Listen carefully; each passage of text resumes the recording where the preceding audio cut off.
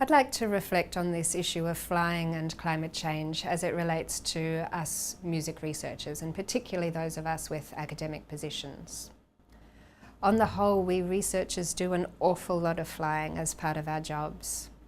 Many of us fly to carry out fieldwork, but even if not, we're expected to disseminate our research and build our networks at international conferences.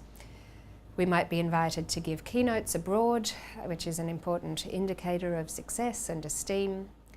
Maybe we have a role on the board or a committee of a professional organisation like ICTM, and then it's often an expectation and sometimes even a requirement that we attend that organisation's annual general meetings or conferences in person, and so on. So flying is very much embedded in our academic systems, and an academic who chooses not to fly for whatever reason would face considerable challenges in career terms.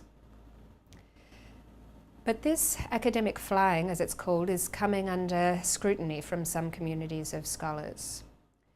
Those affiliated with the Tyndall Centre for Climate Change Research in the UK are very publicly questioning whether all this academic flying is necessary, whether it's sustainable, even whether it's ethical, given its contribution to greenhouse gas emissions.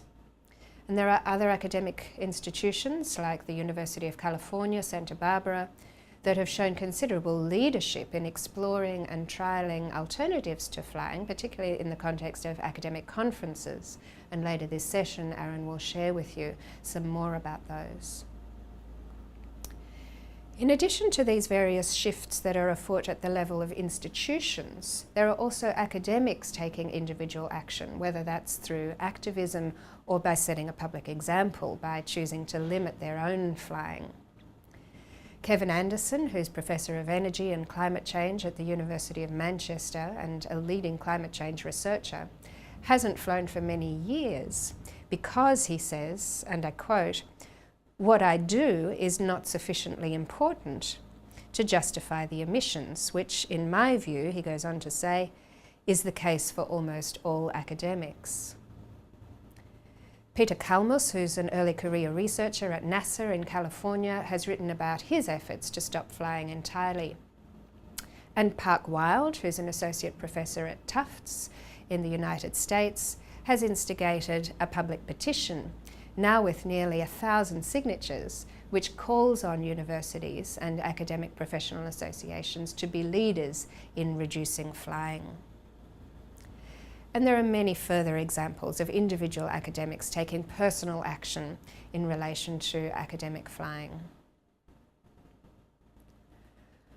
Over the past year or two, as I've come to learn more about climate change, I've thought quite a lot about my role and responsibilities in relation to academic flying. It's made me very uncomfortable at times. It's not an easy thing to talk about with colleagues for several reasons, one of which is the risk of others feeling judged about their own behaviour. And it hasn't been an easy thing to think about either, because the question of my own culpability arises. Last year, as I went to apply for my first tenured position in academia, the question of whether I could forge an academic career that was morally acceptable to me, given the imperative to fly, quite literally kept me awake at night. By the way, this was also around the time that I first met Aaron and Megan, and it was an enormous relief to be able to discuss my concerns and my discomfort with them. And actually, it's one hope of ours for this panel that despite this topic being uncomfortable and at times maybe confronting, we hope it might open up a space for us to safely share our thoughts and concerns about the environmental impact of our academic and research activities without judging or being judged. So at one point, instead of lying awake, I decided it might be useful to reflect closely on where I was at with academic flying and what I was going to do about it, if anything. And so after some research around what other academics have done to this end, I decided to calculate my emissions from my academic flights over just the last 3 calendar years, from 2014 to 2016. So over that time, I made 10 flights for academic reasons. 8 of them were international, 2 domestic. Using an online carbon footprint calculator, I found that these 10 flights of mine injected more carbon dioxide into the Earth's atmosphere than any other single activity that I engaged with over that period. By way of example, this graph represents my estimated carbon emissions for last year alone. My academic flying emitted over 4 metric tonnes of carbon dioxide, an enormous 42% of my total emissions for that year. And then I started to think about what the situation might be like for the people in the places where I conduct my research. So this graph shows the average per capita carbon dioxide emissions between 1980 and 2015 for Australia, my country, and the 3 other countries which are the sites of my research fieldwork: Vietnam, Cambodia, and Vanuatu. It's no coincidence that the average emissions levels in each of these 4 countries roughly corresponds in order and degree with their respective human development indices. That's a way to measure quality of health and education and material standard of living.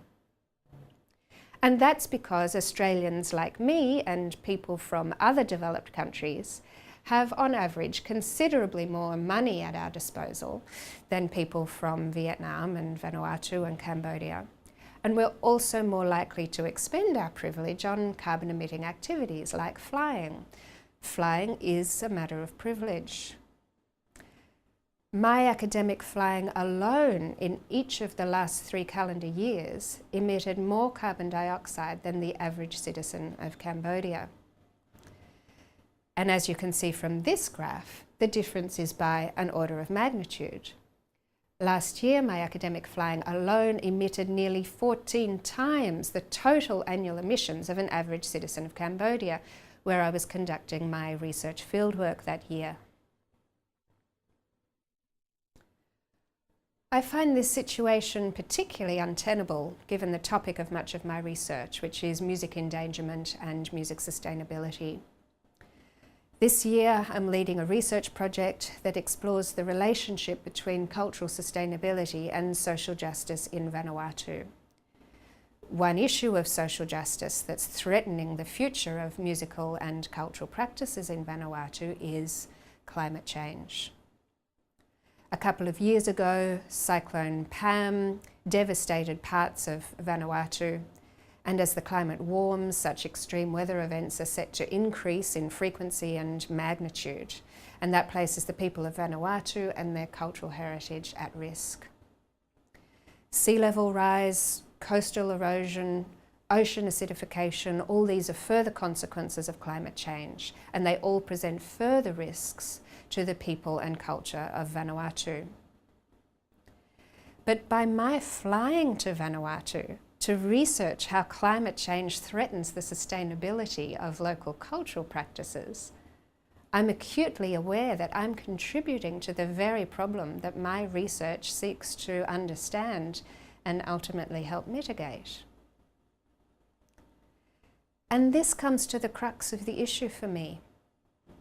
When we music researchers carry out fieldwork and dissemination activities and advocacy on issues such as the global refugee crisis, or poverty, or civil unrest, or cultural endangerment, and all of these are topics of recent published research by ICTM members, how do we account for the fact that through our academic flying we are contributing to a global intergenerational crisis that's set to tremendously exacerbate these and other issues of social justice and human rights? Surely the principle of climate justice should feature no less in our research than those principles of mutuality and respect and inclusion that lie at the very core of contemporary ethnomusicological approaches to scholarship. At a personal level, what are my options? Well, I mentioned earlier how embedded travel is in notions of academic success, and perhaps particularly for disciplines like ours, where we seek to engage with the world and its peoples. stopping flying altogether is probably unrealistic then, if I wish to maintain an academic career. An alternative could be for me to advocate for systemic change, and after all, reducing my own carbon emissions won't in itself meaningfully reduce global carbon dioxide emissions or halt dangerous climate change. This logic is very seductive because it effectively absolves me from personal responsibility.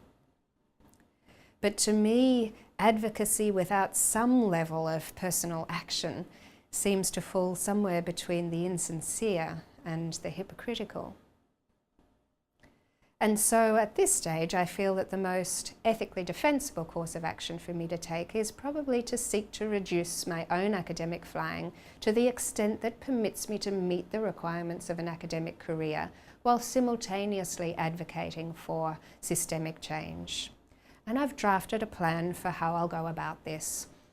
Among other things, it involves an immediate reduction by 50% of my average academic flying emissions as they were 2014 to 2016. It involves me making more intentional choices around my academic travel, fully offsetting all remaining flights, and taking small steps where I can to advocate for awareness and change within my institution and discipline.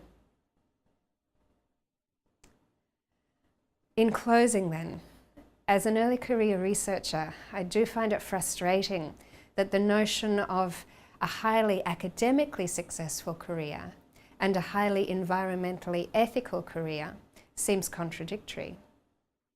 But I think there are practical and feasible and even exciting ways forward, and Aaron will give some examples of those later in our session.